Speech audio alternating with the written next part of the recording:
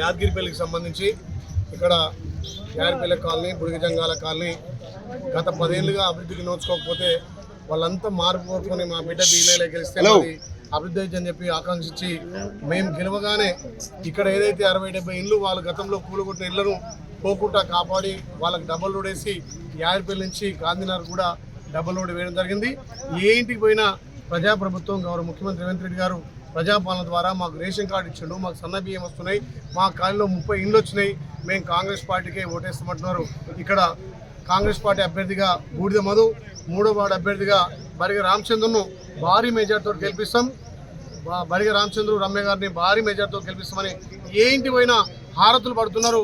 నిజంగా ప్రజాప్రభుత్వంలో గౌరవ ముఖ్యమంత్రి రేవంత్ రెడ్డి నేతృత్వంలో ఇంకా యాదగిరిని ఎక్కువ అభివృద్ధి చేయాల్సిన అవసరం ఉంది. కొండపైన ఇంకా ఇక్కడ ఉన్నటువంటి నాయ బ్రాహ్మణులు గత 50 సంవత్సరాలుగా స్వామివారిని నమ్ముకొని నాయ బ్రాహ్మణులు అక్కడ చేస్తున్నారు. వాళ్ళకు కూడా నేను ఒక ప్రభుత్వ విప్పుగా ఎమ్మెల్యేగా ఒక మాట ఇచ్చిన, ఎందుకంటే వాళ్ళకు తిరుపతి తరహాలో శాలరీలు ఇప్పించే బాధ్యతగా పే స్కేల్ వచ్చే విధంగా నాయ బ్రాహ్మణులకు నా సహకారం చేస్తానని చెప్పి మాటిస్తూ రజకులు కూడా గత తాత తండ్రి నుంచి కూడా కొండపైన చేస్తున్నారు.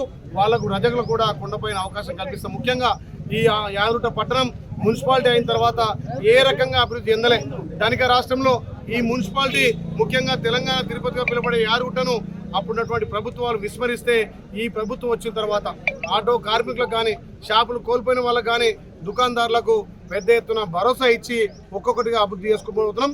యాదగిరిగుట్ట పట్టణ ప్రజలకు ఒకటే విజ్ఞప్తి చేస్తున్నా, మీరు కాంగ్రెస్ పార్టీ అధికారం ఉంది, గౌరవ ముఖ్యమంత్రి రేవంత్ అన్న నాకు కొండంత అన్న ఉన్నాడు, మీకు నేను మీ బిడ్డగా సేవకుడిగా సేవ చేస్తున్నా, మీరు ఆలోచన చేసి అభివృద్ధికి పట్టం కట్టండి. వాళ్ళు డబ్బులతో వస్తున్నారు, మేము పని చేసి వస్తున్నాం. మీ బిడ్డగా ఇంకా యాదగిరిగుట్ట పట్టణాన్ని, మున్సిపాలిటీని అన్ని అంగరంగ వైభవంగా అభివృద్ధిలో ముందుకు తీసుకుపోతాం. కాబట్టి కాంగ్రెస్ పార్టీ బలపరిచిన అభ్యర్థులను, సిపిఐ బలపరిచిన అభ్యర్థులు, అదేవిధంగా 11 వార్డులలో కాంగ్రెస్ అభ్యర్థి, 1 వార్డులో సిపిఐ అభ్యర్థి పోటీ చేస్తున్నారు. కాబట్టి ఇక్కడ కాంగ్రెస్ పార్టీకి వేరే పార్టీ పోటీ లేదు.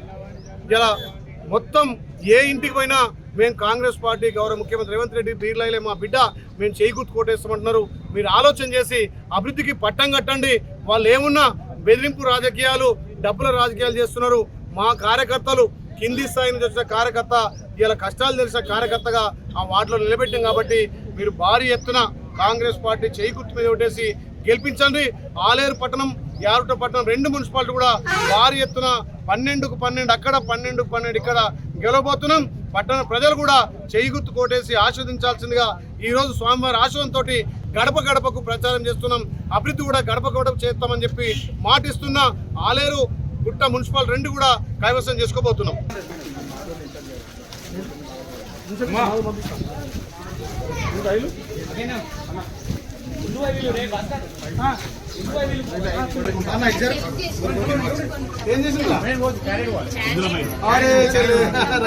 కోసం లోన్ పెట్టుకున్నాను. ఇంతకుముందు చాలా సార్లు పెట్టుకున్నాను. నేను సిటీలో ఉన్నప్పుడు నాకు రాలేదు. ఇక్కడ మా అన్నయ్య హెల్ప్ చేసి పెట్టించిండు, వచ్చింది. దానివల్ల నేను కంపల్సరీ దీనికి